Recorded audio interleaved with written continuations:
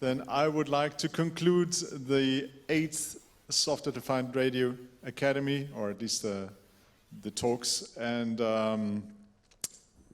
with a short summary, what we've seen, where we've gone, and first of all, the most important thing is we're here again, and we're hybrid, and I think this format has paid off.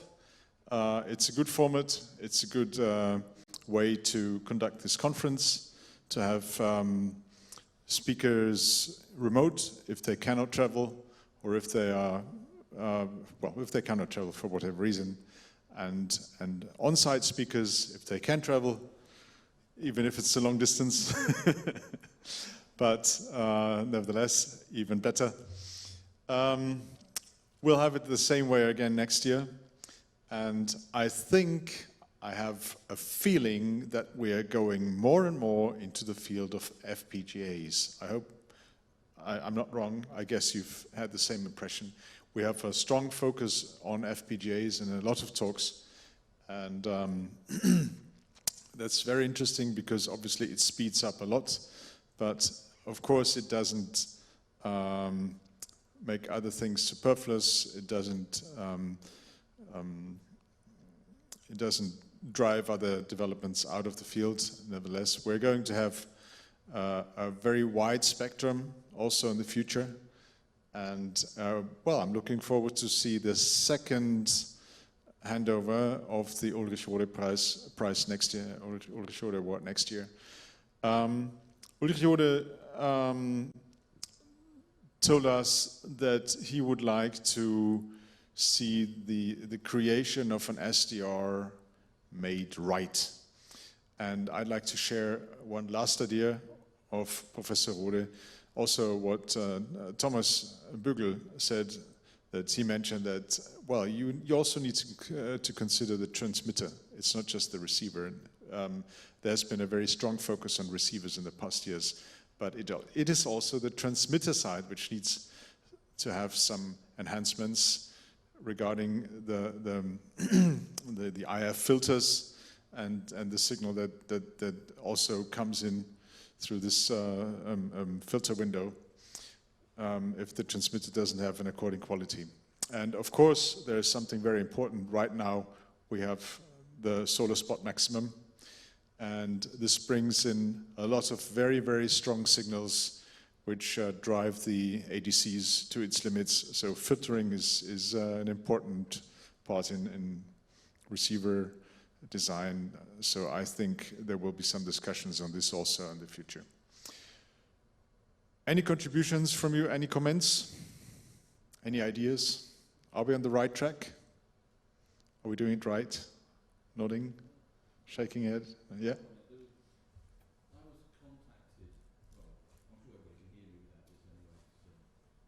Oh, it's being recorded, isn't it? Yeah.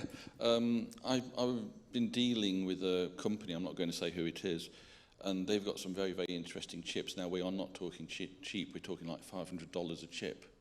But these chips are designed for a narrowband operation, i.e. very clean transmissions, and they will do 20 milliwatts between 30 megahertz and 6 gigahertz flat. Fully linear, 2 transmitters, 2 receivers. Some models actually have already built-in digital pre-distortion, for example, and something like that, at least for the VHF and UHF, which is my interest anyway, I think they could be the basis of fantastic transceivers, not only DMR and stuff like that, which obviously is what I'm famous for, but also I'm actually a DXer really, and the idea that one box can do, for example, QO100 with 2.4 gigs and 10 gigahertz, and all the microwave bands is, I find actually very exciting.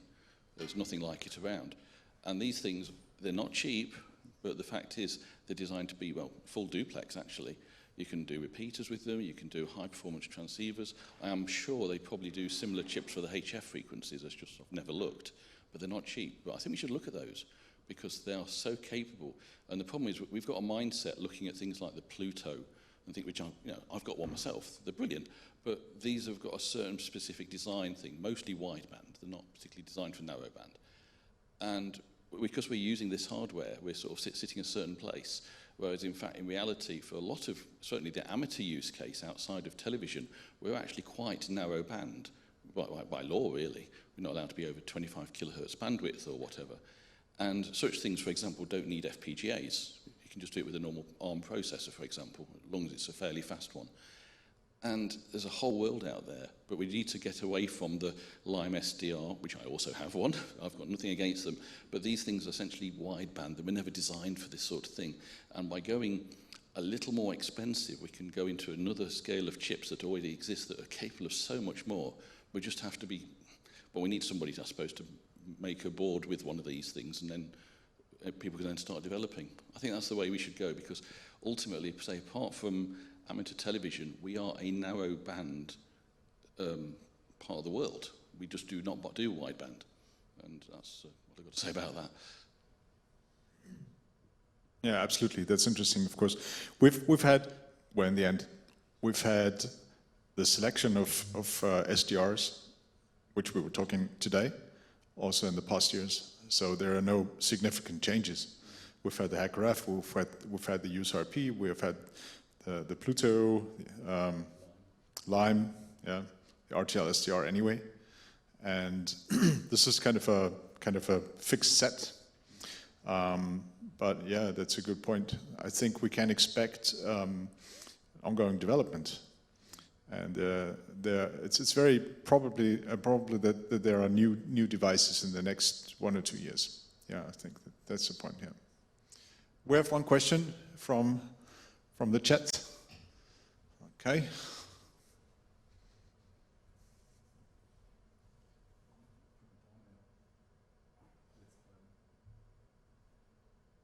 Oh yeah, Pluto 2, and uses the ARDV'22. Yeah, that's a comment. That's an interesting comment. Yeah, good. Thank you. That's the chips. Yeah. Okay. I haven't had a look at those chips yet. Haven't heard of them yet. So thanks for the comment. Okay. So I think that's a good point to have a short glimpse, look out into the future. And I'm looking forward to see what's coming up next year for next year's SDRA, which is going to take place here again, as I think, unless there is a new pandemic, whatever, which we don't hope. But but I think the pandemic topic will be gone next year for sure, with nothing left. Keep the fingers crossed. Yeah. Okay, good. Thanks for coming. Thanks for joining this event. And have, well, nice Saturday afternoon, nice Saturday evening, wherever you go, to the camp or to the hotels or meeting some other people. And tomorrow's safe way back home. And see you again next year. Thank you very much.